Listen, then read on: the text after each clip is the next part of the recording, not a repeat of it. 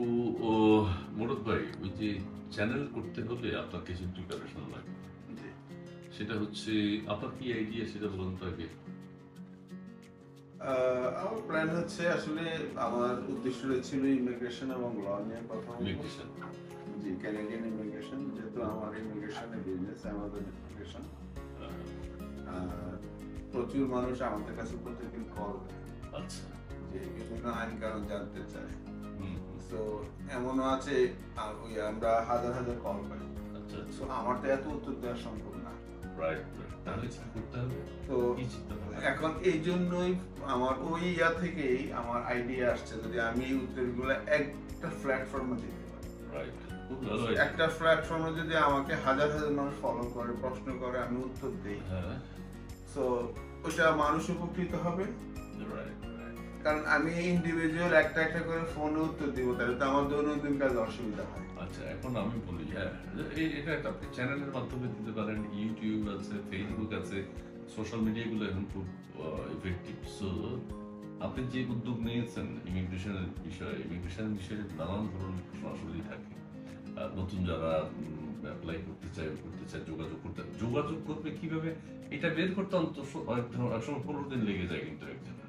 জি। কিন্তু আপনি যদি কোনো স্পেশালিস্ট আনেন, আপনি নিজে তো একজন স্পেশালিস্ট, আপনি তার সাথে কথা বলেন, তিনিও অনেক কিছু ব্যাখ্যা করতে পারবেন, কি কি সুযোগ সুবিধা দিতে পারবেন আপনারা। তো সেটা যদি হয়, যারা এই ইমিগ্রেশনের বিভিন্ন প্রবলেম নিয়ে ভুগছে তারা কিন্তু আপনাদের কাছ থেকে উপকৃত হবে। আর সেটা আপনি চ্যানেলের কথা যেটা বলছেন ভালো, ইউটিউবে যাবে, ফেসবুকে যাবে, দেন আপনার আইপিটিভি যদি আপনি মোর ইফেক্টিভ, আপনি সেটা করতে পারেন। পাশাপাশি আপনার বিভিন্ন টক শো, বিনোদনমূলক অনুষ্ঠানে চালাতে পারেন, সবসময় তো আপনার ইমিগ্রেশন নিয়ে শুনবেন না। জি জি। হ্যাঁ, তো সেক্ষেত্রে আপনি একা কিছু বলতে পারেন কিন্তু ইমিগ্রেশন নিয়ে।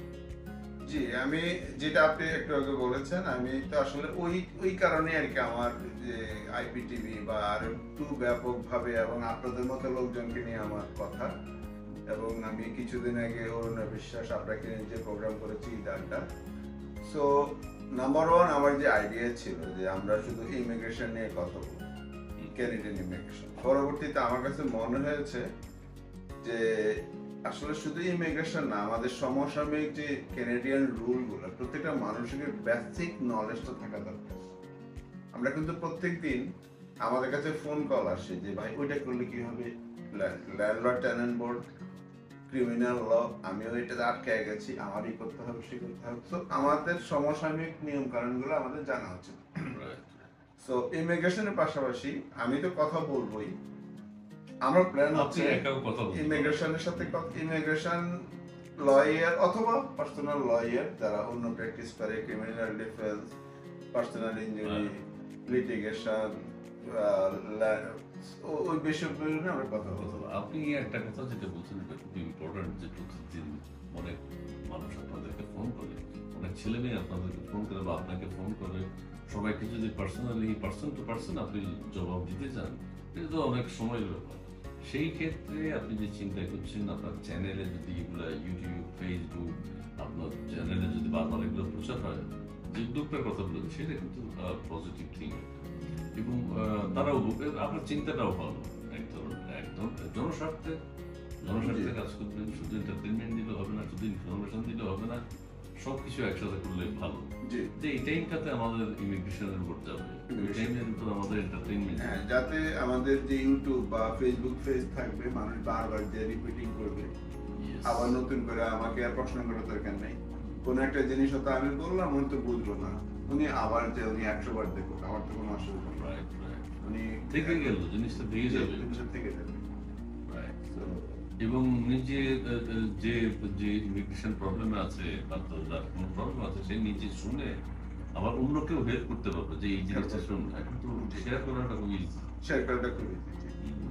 সো এই হচ্ছে আমার আইডিয়া। প্লাস যেহেতু আপনি একটা আগে যে বলেছেন, সেটা হচ্ছে শুধু ইমিগ্রেশন বা ল নিয়ে কথা না বলে আমরা এটাকে আরেকটু এন্টারটেইনমেন্ট করি। সেটা হচ্ছে যেমন আমরা ঈদ আড্ডা করেছি, আমাদের এখানে কোনো একটা ভালো শিল্পী আসতে পারবো, যেমন আমাদের এখানে কিছুদিন আগে সাবিনা ইয়াসমিন আসছে, মোশাররফ করিম আসছে, সো এই যে রুবেল আসছে। আমি ওনাদেরকে নিয়ে প্রোগ্রাম করবো সেটা বলি না, মানে এই ধরনের লোক আসবে, সারা পৃথিবীতে মানুষ দেখুক, বা আমরা ওনাদের ছোটবেলা নিয়ে কথা বলবো, ওনাদের কিভাবে ওনারা এই পজিশনে আসছে, একজন ভালো লয়ার কিভাবে হয়েছে, তারপর লাইফ স্টোরিটা আপনারা জানতে লাইফ স্টাইল জানতে পারবো, বা এখানে আমাদের এখানে ডলি বেগম আছে, ওনার থেকে শুনবো আপনি কিভাবে এই পর্যায়ে এসেছেন।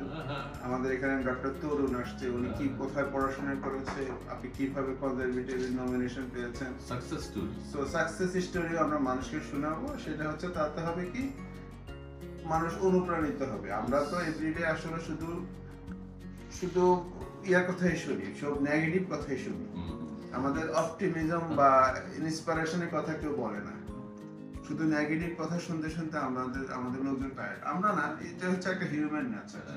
তো এটা হচ্ছে আপনার মধ্যে একটা অপটিমিস্টিক অ্যাটিটিউড থাকতে হবে, তাতে আপনি যেমন আপনি প্ল্যান থাকবে, প্লাস আপনি হেলথ, এটা কিন্তু হেলথ একটা কনসিয়াস হেলদি লাইফস্টাইল, হেলথ টিপসও থাকতে পারবে না, হেলদি লাইফস্টাইল বলে না, হেলথ টিপসও থাকতে পারবে, হেলথ থাকতে পারে, আমাদের হেলথ নিয়ে কথা বলবে, আমাদের ধর্মীয় ব্যাপারে কথা বলবে, কারণ আমাদের হেলথ ইস্যুটাও আমাদের জন্য একটা বিশাল ব্যাপার। এখন এখানে আমাদের সোশ্যাল মিডিয়ার কারণে আমরা সারাদিন শুধু গেম খেলি, অনলাইনে খেলি, আমাদের ব্যাডমিন্টন টুর্নামেন্ট হতে পারে, আমাদের ক্রিকেট টুর্নামেন্ট হতে পারে, আমরা কিভাবে স্পোর্টিং, আমরা কিভাবে আমাদেরকে এনার্জেটিক করতে পারি, এগুলো নিয়ে আমরা সো আমার কাছে মনে হচ্ছে আমাদের আসলে টিভিটাকে আমরা অত্যন্ত সমসাময়িক করবো। ইটস নট অনলি বিজনেস আর ইটস নট অনলি একটা টিভি চ্যানেল, এটাকে আমাদের সবার মধ্যে একটা এনগেজমেন্ট থাকবে, এখানে সবাই ইনভলভমেন্ট থাকবে। ঠিক আছে, আপনি এগিয়ে যান, ভালো উদ্যোগ, ভালো, আপনাকে অনেক ধন্যবাদ যে আপনি নতুন Thank you.